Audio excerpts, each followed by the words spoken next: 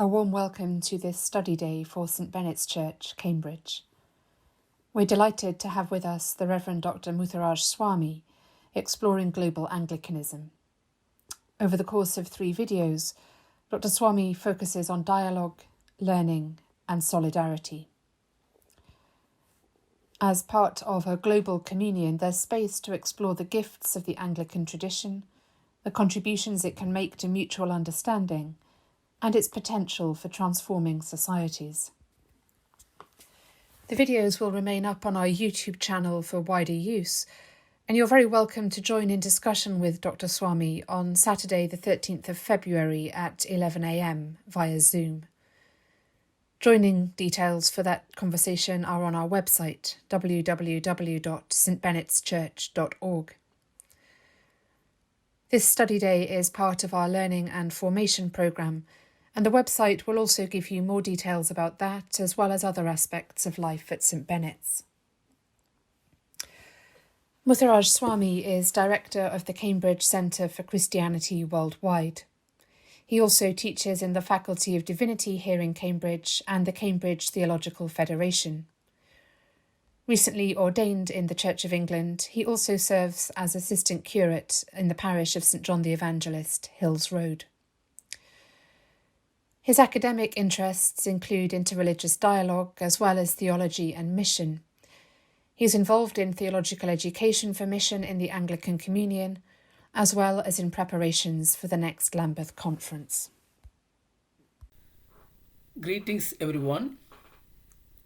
I'm very glad to join you all on this St. Bene't study day on the theme Global Anglicanism. Thank you very much for your kind invitation. For my talk, I have divided it into 3 parts, focusing on 3 topics in the context of Global Anglicanism: dialogue, learning, and solidarity. In my first talk, I will share briefly about how in the contemporary context, Global Anglicanism is defined and needs continue to be defined by dialogue and encounter with the other.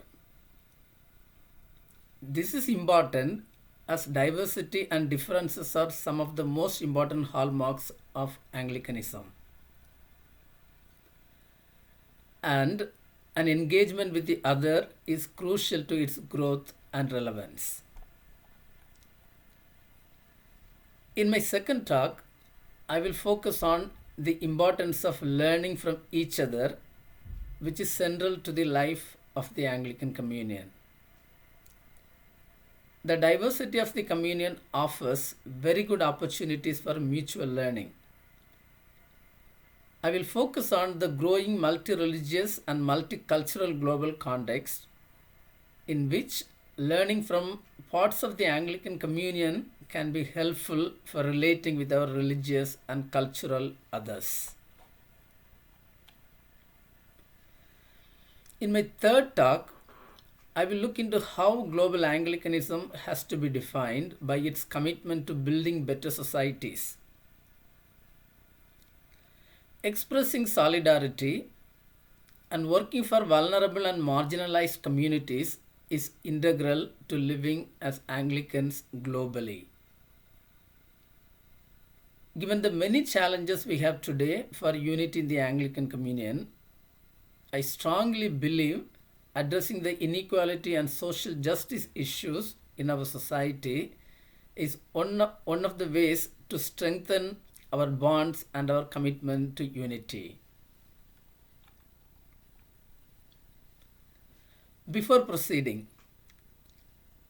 I should say at the outset that I'm not an expert in Anglicanism or its history or the many developments of Global Anglicanism. What I'm trying to do here is to reflect on Anglicanism in the global context in the light of some contemporary issues. During the last few years, I have had opportunities to learn from and work with some Anglicans from different parts of the world. particularly for the preparing for the Lambeth Conference volumes, which I have co-edited. Any specific examples I will draw from South India, where I come from and I am familiar with.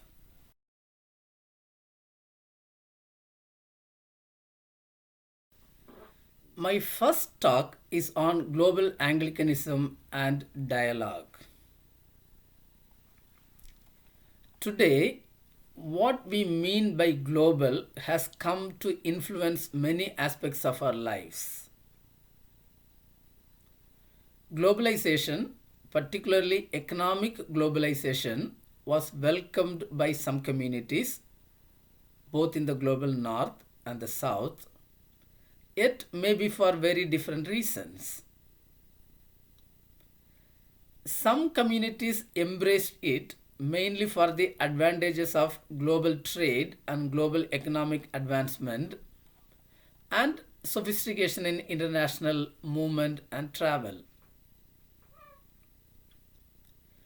But many people and communities, particularly in the developing countries, complained how it allowed powerful nations and corporations to swindle their resources. However, during the last few years, due to some factors, particularly migration of people from the global south to the north, as well as real and perceived challenges to one's culture, suddenly global has started to become a dangerous word, especially in the West. And it is challenged in some circles, often fueled by xenophobia. The ongoing political developments in the US and here in Europe and UK speak a lot about this to us. There is a call to return to nationalism. There are calls to return to nationalism, perhaps because globalization or what was expected of global did not go the way many of these nations wanted. That is, bringing economic prosperity to home, even as keeping migration of people, particularly poor and the religious and cultural others, at check. But apart from the economic and cultural aspects of our lives, globalization, or what we mean by global, is also influencing many other aspects of our lives. Particularly for us Christians, it has impacts on our religious identities. Not just for Anglicans, but also for the entire Christians. What cannot be ignored is the fact that majority Christians today live in the global south, that is, developing and poor countries. In this context, and because of this demographic shift, we often come across words and phrases such as world Christianity or global Christianity to refer to these changes. As Anglicans, we talk about global Anglicanism in such contexts. Sometimes the words world and global have simply come to refer to what is non-Western, and this may not be the right approach. Also, if world Christianity or global Christianity or global Anglicanism is understood only to refer to the demographic shifts in Christianity, I think there are limitations. Rather, what world Christianity or global Anglicanism conveys to us and should convey is the importance of dialogue and encounter that we need today to live as Christians and to live as Anglicans amidst our many diversity and differences. And particularly what I talk here is, what I mention here is the dialogue between the global South and global North. Similarly, Anglican as a word may still be limited to the Anglo-Saxon context of the West, but the way it is understood and experienced today is changing. For long, it referred to the expansion of the Anglo-Saxon Christianity based in the West through colonialism and empire.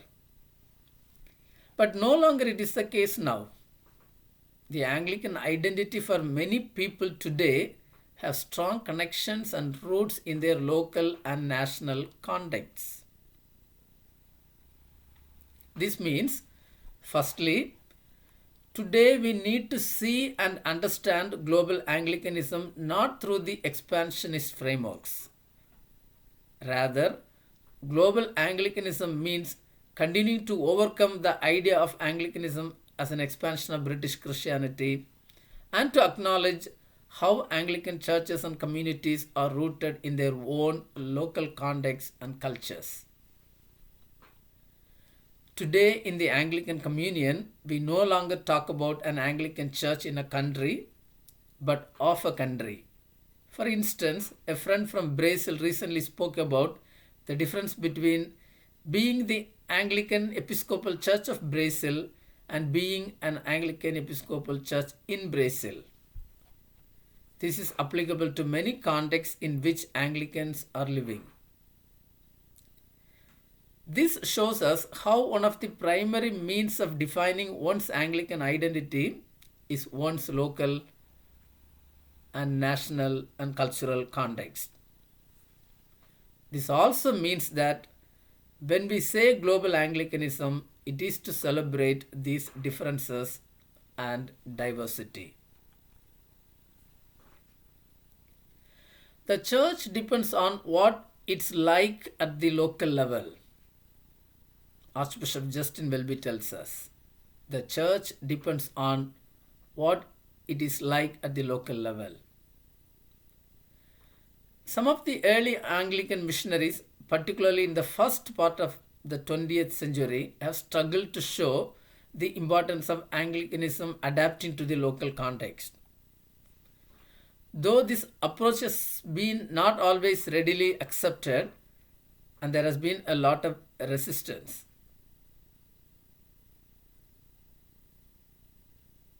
However, the last many decades have shown that things have improved. Anglicanism has come to be expressed more in terms of how it is experienced in different places. The importance of cultural sensitivity is repeatedly emphasized.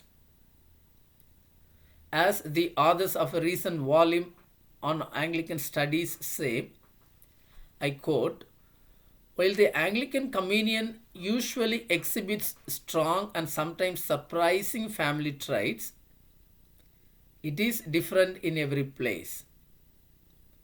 And those differences have become increasingly pronounced over the years.